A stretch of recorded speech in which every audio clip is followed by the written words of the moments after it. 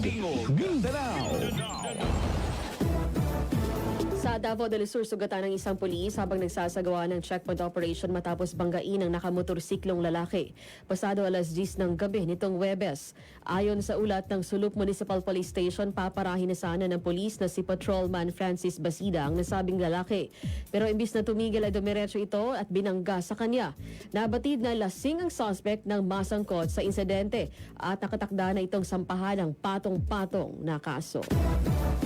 Sa Davao City, pinuri ng maraming grupo ang desisyon ng Supreme Court en banc sa pag-issue ng writ of kalikasan na may kaugnayan sa Samal Island, Davao City Connector Bridge.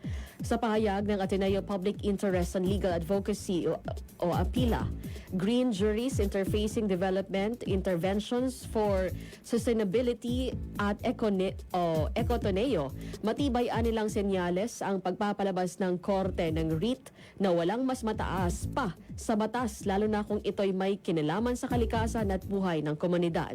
Ayon sa mga ito, ang mga petitioners ay lubhang nabahala sa magiging danyos ng Samal Davao Bridge, lalo na sa marine ecosystem sa Paradise Reef sa Samal Island at sa marine protected area ng Davao City.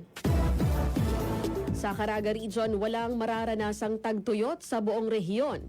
Pero aasahan ng 2 hanggang 3 na mga bagyo na posibleng papasok sa Philippine Area of Responsibility.